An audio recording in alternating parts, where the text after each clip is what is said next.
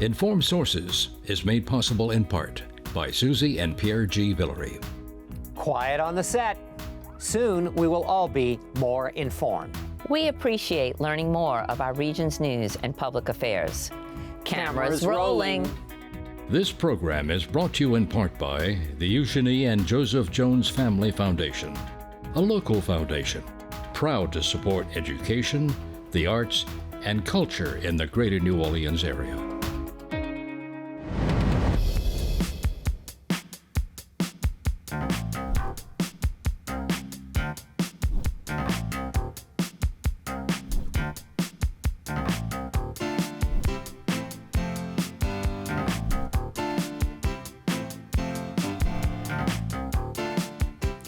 Hello, I'm Marcia Kavanaugh. Thanks so much for joining us.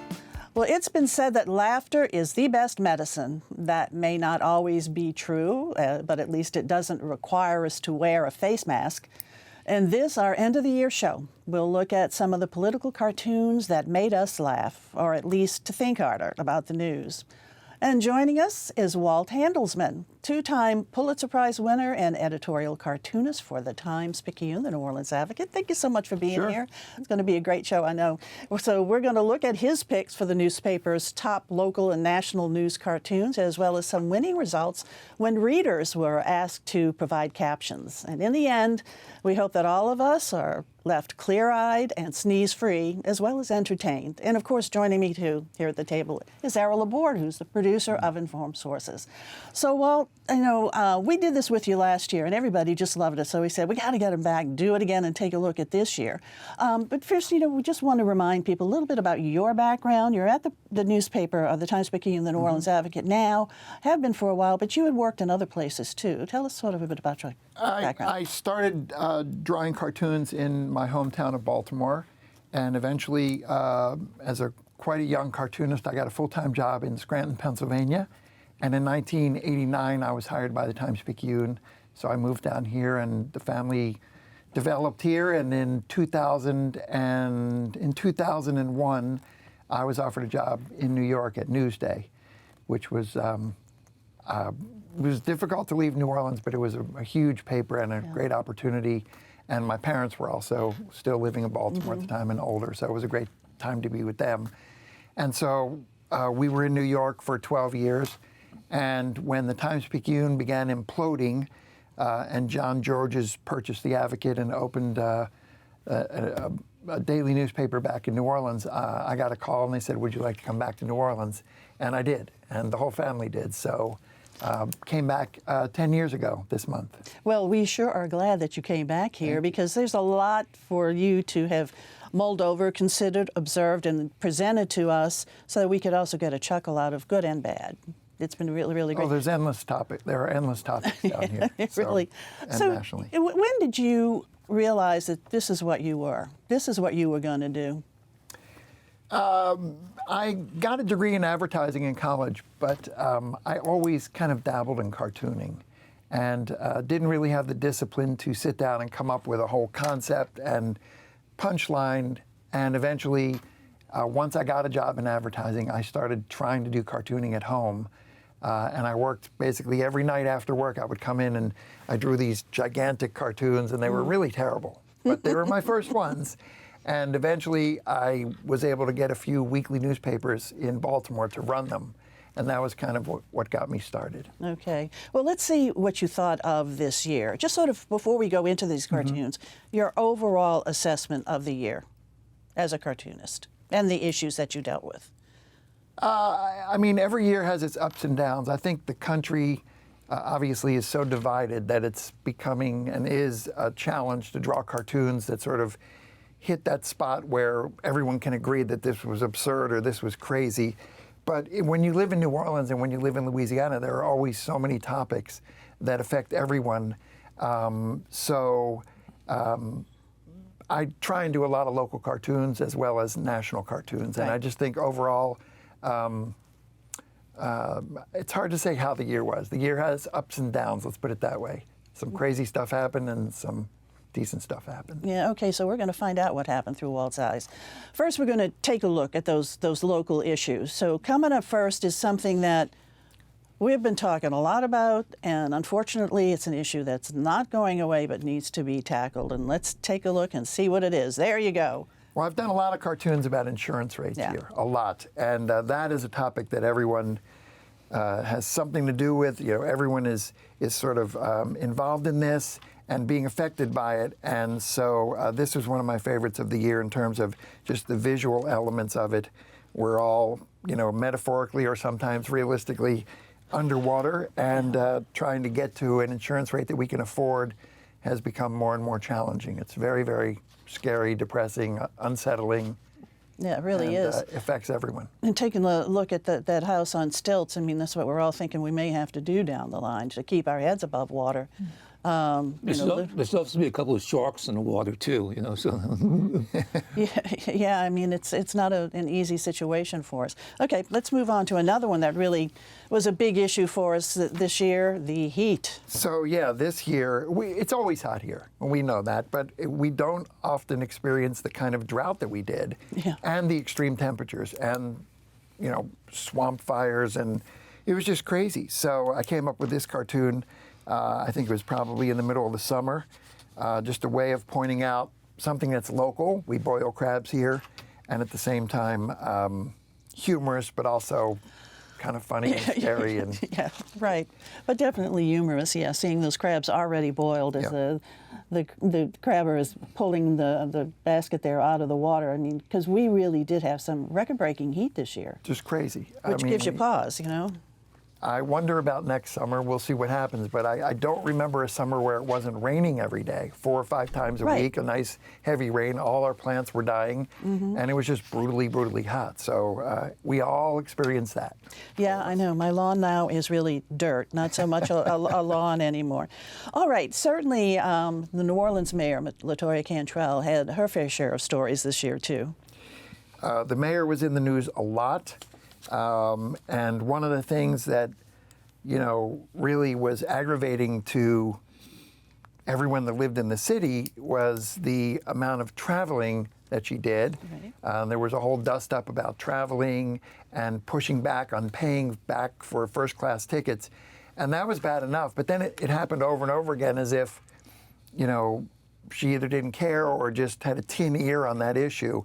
So I drew several cartoons on this one. I like this one because, you know, I don't really like to label a whole group of people taxpayers, but I got away with it on this one. And she's saying, give me 120,000 quarters and in a little one of those little rides that you see outside of a supermarket. I think that's one of the funniest ones. That's really, asking if kids for all these quarters, it's fun. And then the other one, when she went on Face the Nation, I believe that's a direct quote. She said, as it relates to crime, we're moving in the right direction. And to me, again, one of the fun things about cartooning is you can draw what's actually happening. I mean, it can be an exaggeration, and it should be. But the idea that we're moving in the right direction on crime, when she said that, was just laughable. So the idea that they're stealing a TV with her on it saying it seemed like the perfect mix. And then another one, I noticed in this pile there were several, and you've put them all in the same row. So, okay. The next one is we have a new police chief. That is a difficult, if not thanklessly impossible job in a city like this. I would hope that she's successful. But so this is the cartoon I did with they're in the car together, and there's dysfunction and corruption and morale problems and response time problems, everything that we all know about. And the mayor's saying, good luck, all yours, chief. So and like you said, this certainly is a monumental job for this new chief, this new superintendent. But we are hearing reports that crime levels are dropping. You know, in some areas of crime, we see car thefts that are really up, but we have seen carjackings down, even homicides. So some positive, you know, movement there. Well, I would hope so. But it's something also that we feel, you know, whether you feel safe or some in certain places. And so, listen, we all wish her well, and we would love the city to be, you know, welcoming and safe, and that's what we hope for. That's right. Okay, doke. So I love this one. Other uses for drones in the city of New Orleans. This was related to NOPD is going to be using drones, and I used this as a way to get to some other topics. This was just recently. So this is lifting your car over flooded water in, the little sign says Floodmore, the neighborhood of Floodmore, and they're pulling them out of the water. And then here again, LaToya, we're saving money on travel because she is the Mary Poppins using a drone. And then there's less ladder lugging to parades. And I was just rushing to get to this punchline because the Saints have been having so many troubles until last week and maybe the week before. Those are two pretty bad teams we beat, but they're playing better. I'm extremely big Saints fan, hopeful, but I thought this one was a funny way to end it with them dropping the ball in. Definitely. So I love to do multi-panel cartoons and have a chance to sort of, hit on each topic. And just great ideas of what drones could do. I mean, I sit back and think, how do you think of these things?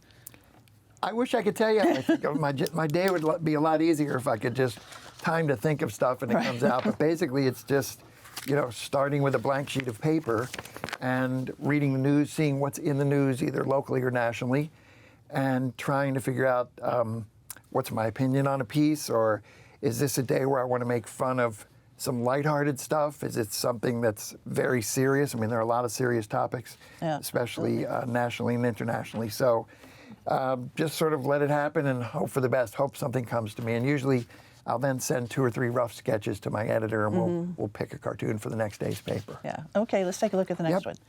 So the next one is just a shot at the legislature. It's an easy target, but they're talking about a wind farm, and literally the first thing that came into my head is they're so full of hot air up in Baton Rouge at the state capitol, and I just threw it together. And I had this topic for a while, and I waited for this wind farm project story to come back up again so I could tie it in. So that was a fun cartoon for me. Yeah, really, and you do definitely send some zingers to the leaders of both our state and local. You don't really pull any punches. Absolutely. I mean, I don't think, obviously every cartoon isn't supposed to be funny, and when there are things that outrage me, or I think a group of people, or someone is being ridiculous, it's a great venue to point that out. Okay, this last one are the local issues. So not there the are second to last one, I'm sorry. Lots of stories about the shrinking population in Louisiana, brain drain, if you will. And so I did a visual metaphor of that. Have you seen the reports about young people leaving Louisiana? In each panel, there are less people, and then they're less gone. people and less people. So not funny, but true, and just sort of a graphic way of showing. I would love to see this turn around. Absolutely. It kind of makes you sigh. All right. So Jeff Landry, this is before he was elected governor, was not going to the debates. And That's so I thought that was weak. I thought that was bad. I think people deserve to see their prospective leaders, battle it out with their opponents.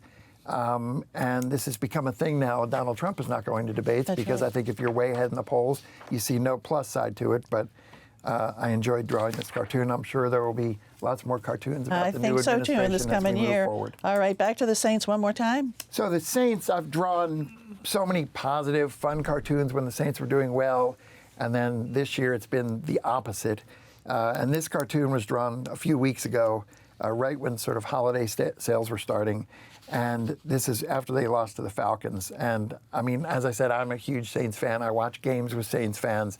I go on social media. I see the vibe of what's happening. And this one really took off on social media. So that's one barometer on whether or not you've connected with people.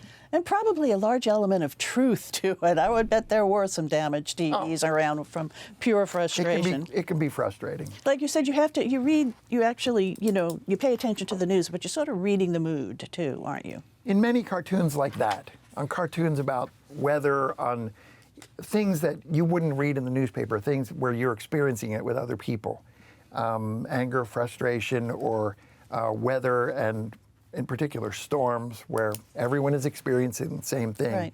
You can really show those things in cartoons. All right, let's move on to some national issues now.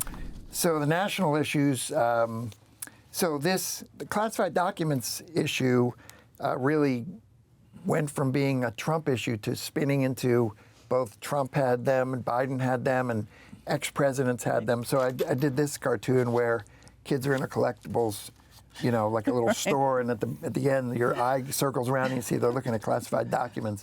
I did a lot of cartoons on this whole topic of, sort of misplaced classified documents. I love this one. This kid just wide-eyed. Whoa, what am I seeing? Right. All right, another Trump. And then Trump being indicted 4 different times, and he kept returning to Mar-a-Lago, and I'm a golfer, so the idea of a ball and chain, that got me thinking about hitting a golf ball, and I drew this cartoon of him trying From a cartoonist perspective, Trump must be a fun character to do. There's so many, his hair, his size, his face, and all that. He's easy to draw. Yeah. I don't know about fun, only because the topics tend to be so serious, but he is an easy cartoon character to draw, and also, you know, in the old world of the news, the kind of things that happen with Trump on a weekly basis would be just gigantic. When I think back to some of the stuff that cartoonists over the years picked on a president for, they pale in comparison to some of the things that are actually in reality happening with Trump. Yeah, okay, let's go to another one, Trump. And all that said, Yes. when you look at the polls, it seems to make no difference. As a matter of fact, it does make a difference. It seems that the more things happen to Trump, the better his polls are. So seems to defy gravity, as you write. Impossible to explain, but that's the way it is. Okay, here we go with Biden. So Biden's been in my cartoons several times on generally on things that were failed promises, and one of them was his railing against the border wall for so long, and then when he decided, because the border has become such a hot issue, I think they said you have to do something about the border wall to at least show that you're doing it. And so the talking points were he wasn't really doing it, that this was all Trump doing. He was just following it, and I got him all twisted up in a knot, and he's saying, why is the story getting so twisted? So Perfect. And then I think this is one of those ones that the vast majority of Americans would agree with, which is, can't we do better? Yeah. I mean, is this really where we are? Yeah, sort of overwhelmingly confusing right now. Overwhelming despair on so many things. And so the book banning thing is an issue that irritates me personally, and I think it's just a distraction from issues that are really more important. And we're seeing this a lot in Florida, and of course we're seeing it more and more in Louisiana. So I did this cartoon about censorship and political stunts, and libraries ain't no place to be putting ideas in your head. So I enjoyed drawing. Heaven forbid, huh? Right. The ABCs of division. I mean, like you said, that's such something that is so prevalent now. I like diversity as a 4-letter word. Yeah. Yeah. As always, Walt, really, really just so insightful. All right, another one. Banks. So early on in the year, there were all those stories about bank failures. That was kind of scary. We've been through the housing collapse in 2007-8. We've been through COVID and the pandemic and what that had initially done to the stock market. And then now we're going to have bank failures. So I'm old enough to remember when banks gave you things so that you could but they'd try and tempt you to put. So anyway, ironically, banks used to give away toasters, and another bank is toast. Now, this one is one that really just jumped out at me. And it just, unfortunately, it tells such a tragic tale of what's going on in our nation. Well, I think if you can I wish I never had to do another cartoon about gun violence, whether it were locally or nationally. It's just horrendous. But if you can do a cartoon that in many ways summarizes an entire issue without saying a word, then that can be pretty powerful. And I think this one achieved that to some degree. So I'd say it really achieved it quite strongly. And with the shell casings and then all the markers there and forming the outline of our nation, it says a lot. It definitely says a lot, and it's a sorry tale to tell. And this one had everybody really scratching their heads for a while. I did a lot of cartoons this year about the dysfunction in Congress. It seems to be accelerating, but the sort of round and round we went, they're trying to pick a new speaker, and this was drawn before Mike Johnson was picked. So they ended up picking a speaker from Louisiana. We'll see how long. That's right. I saw a story the other day that, that's now a dicey situation. So They're completely dysfunctional, in my opinion. The Republican Freedom Caucus is... That the winner would be someone whose name would not have even been in the bowl at the end. At the beginning, right. you know. Probably true at the point that this was drawn. We were kind of thinking, though, as a public, particularly when they'd go into the secret meetings that we were not privy to, that maybe this was indeed what they were doing. You know, was it and going the to other be? thing is, not everyone is, and this is something that I try and, it's been a sort of a philosophy of mine with cartooning, is that not everyone is as deeply entrenched in the minutia of every news story.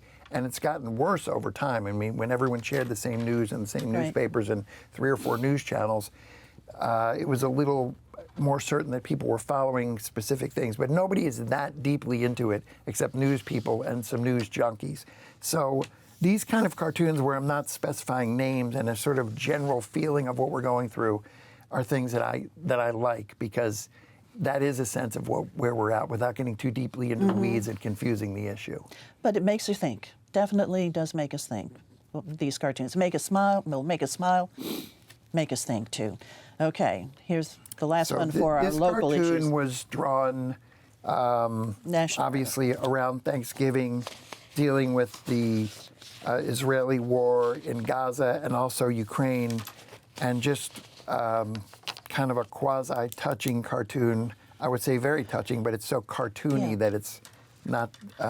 Anyway, at least humans are only after you 1 month a year. So, you know, a Thanksgiving cartoon and a sad cartoon at the same time. But, you know, it really does capture what the message that you are trying to impart, and that so many of us are thinking is peace is so threatened right now. I mean, peace is not existing in a couple of parts of our world and in several parts of our world. And it's just very, very hard to maintain the peace. It's something that we need to work at, and it's frightening for us all. Okay, now let's go to some fun stuff here.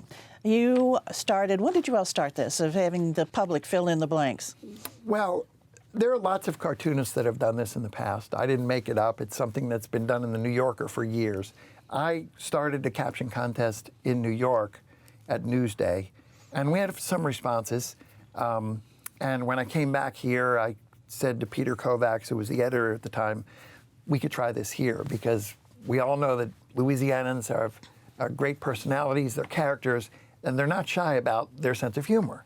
And so I started doing these in 2014, and I was immediately blown away with how many people were sending in captions, and they were hilarious. And the more I did it, the more people sort of took note of it.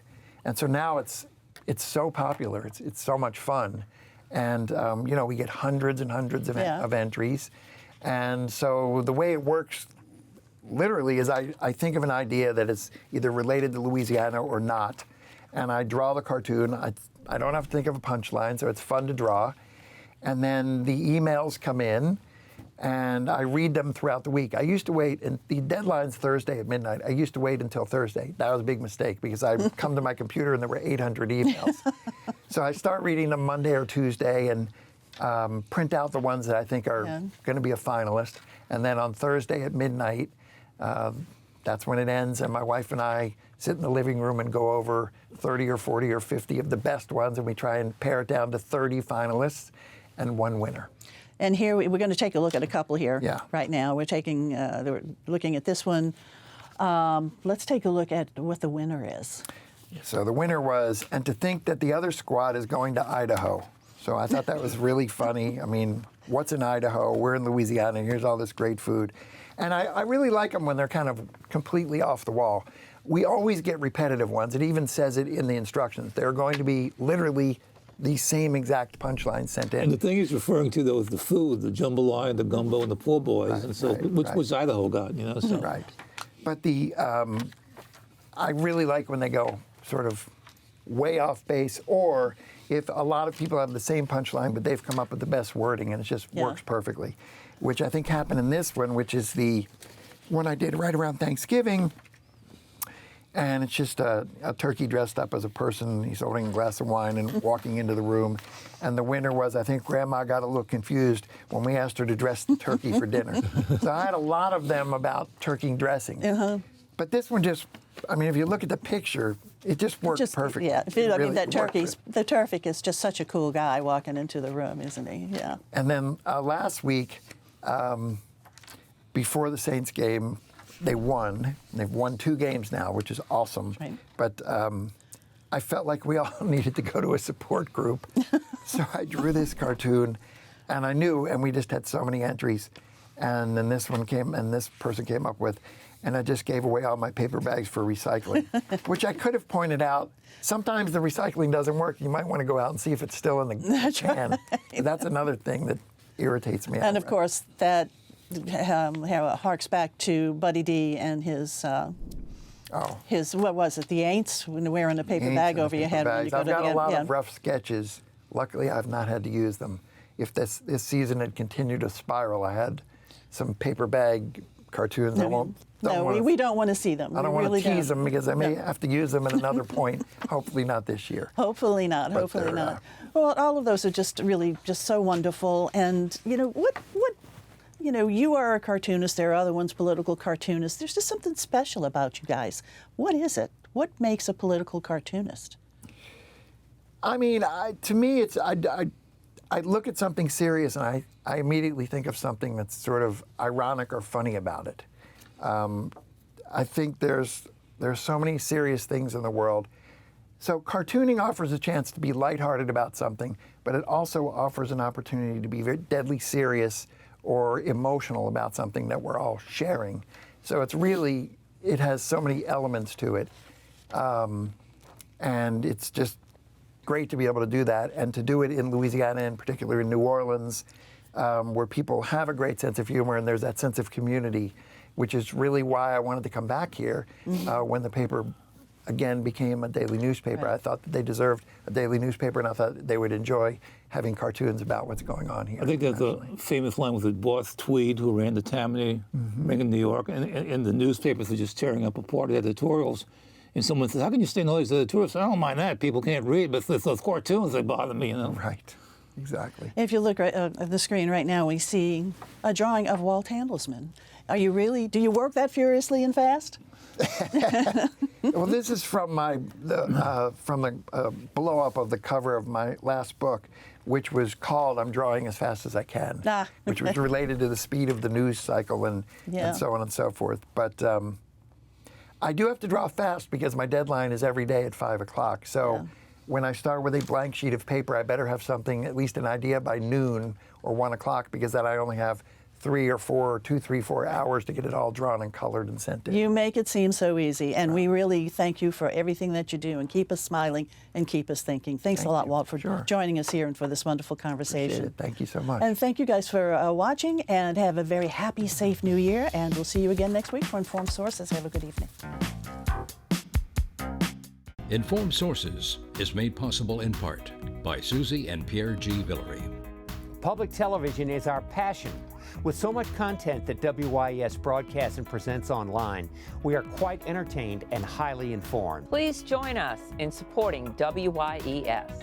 This program is brought to you in part by the Eugenie and Joseph Jones Family Foundation, a local foundation proud to support education, the arts, and culture in the greater New Orleans area.